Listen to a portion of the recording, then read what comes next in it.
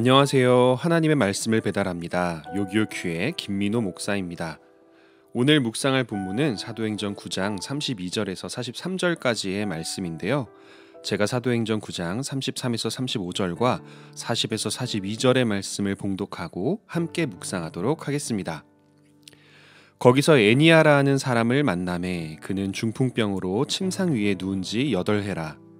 베드로가 이르되 애니아야 예수 그리스도께서 너를 낫게 하시니 일어나 내 자리를 정돈하라 한데 곧 일어나니 룻다와 사론에 사는 사람들이 다 그를 보고 주께로 돌아오니라. 40절입니다.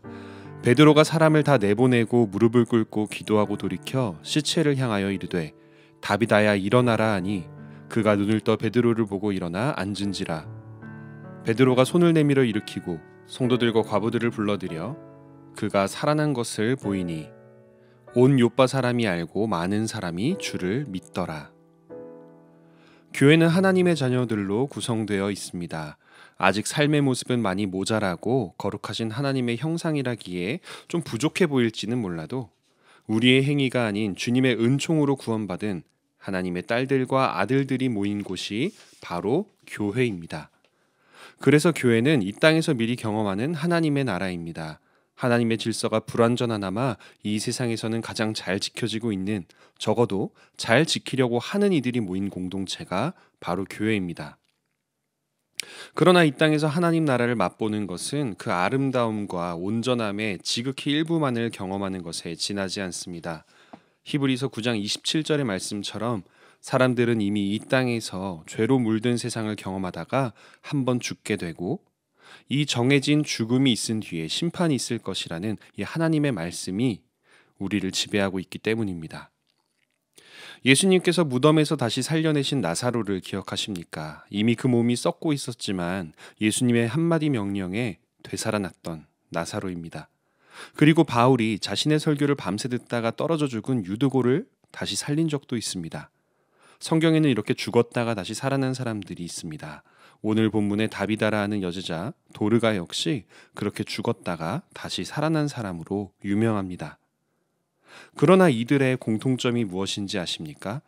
나사로, 유두고, 다비다 모두 두 번째로 한 번 더 죽음을 경험했다는 사실입니다. 결국 모든 사람은 예수님께서 재림하시기 전에는 결코 이 땅에서의 삶을 영원히 누릴 수 없기 때문입니다. 그래서 이 땅에서 하나님 나라를 미리 약속받아 살짝 맛보고 있는 우리들은 여전히 죽음에 대한 두려움이 그 이후의 영원한 삶에 대한 기대와 함께 섞여 있습니다. 그럼에도 불구하고 한 번 더 죽어서야 천국에서 안식할 이들을 왜 주님께서는 직접 또는 사도들을 통해 살리셨던 것일까요? 아직 죽지는 않았지만 중풍으로 자리에서 일어나지 못했던 애니아 역시 마찬가지입니다. 지금 애니아가 병에서 낫는다고 해도 결국 애니아는 나이 들어 늙고 병들고 언젠가는 몸의 일부가 완전히 기능을 멈춰서 죽게 될 운명입니다.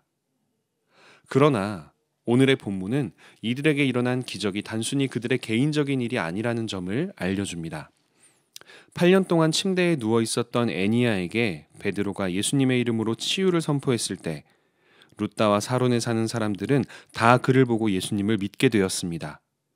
즉 애니아의 치유는 단순히 그에게만 일어난 어떤 좋은 기적이 아니었고 이를 보고 많은 사람이 구원을 받게 하시려는 하나님의 큰 계획 속에 일어난 일이라는 것입니다.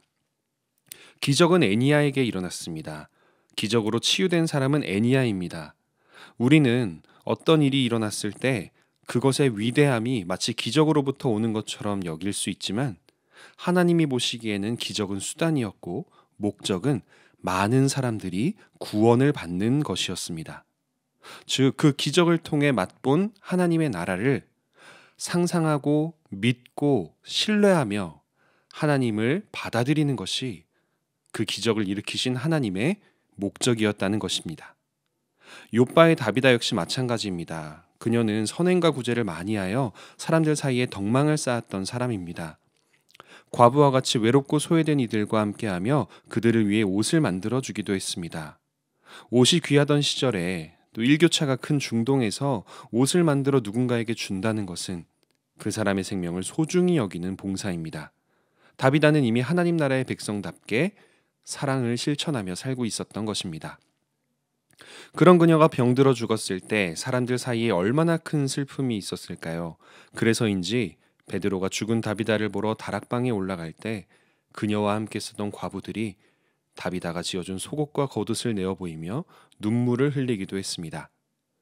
그러나 베드로는 그 다비다를 살려내는 하나님의 능력을 보여주어 성도들과 과부들 및 온 욥바에 있는 사람들에게 복음을 전했습니다. 이 뒤로 다비다가 얼마나 더 살았는지는 아무도 모르지만 아마 이후로도 그녀가 하나님 나라의 복음을 전파하고 사랑을 실천하며 살다가 하나님 곁으로 돌아갔을 것이라 생각합니다. 베드로는 기적을 통해 하나님 나라를 사람들에게 맛보여 주었지만 그 목적은 기적을 보여주고 사람들을 신기해하게 만드는 것이 아니라 하나님 나라를 확장하고 하나님의 자녀를 늘어나게 하는 것이었던 것처럼 기적 하나 이루지 못했던 다비다도 하나님 나라를 보여주며 살았습니다. 예수 그리스도의 사랑을 실천하고 생명을 소중히 여기며 사람들에게 옷을 지어 입히고 선행과 구제에 힘썼던 다비다. 사람들은 그 다비다의 모습을 보며 다비다가 믿는 예수님을, 다비다가 따르는 하나님을, 그리고 다비다 안에 있는 성령님을 경험했을 것입니다. 우리에게 영적인 능력이 있든지 세상적인 부나 재능이 있든지 바로 그것을 사용해서 예수님의 명령대로 사랑을 실천하기만 한다면 오늘 저와 여러분은 기적을 일으켜 하나님의 나라를 보여주었던 베드로처럼 하나님의 나라를 사람들에게 전하며 살 수 있습니다. 지금은 8월 18일에서 20일에 있을 국내 선교 신청 기간입니다. 부디 올 여름에도 오늘의 본문에서처럼 우리 안양제일교회와 요셉청년부를 통해 많은 사람들이 주님을 믿고 천국 소망을 얻는 기적이 일어나기를 소망합니다. 오늘의 말씀을 이렇게 적용하기를 원합니다. 내게 주어진 환경, 능력, 인간관계, 기회가 작다고 실망하지 말고 그 모든 것들 안에서 조금이라도 복음을 전하기 위해, 사랑을 전하기 위해 방법을 찾고 실천하며 나아갑시다.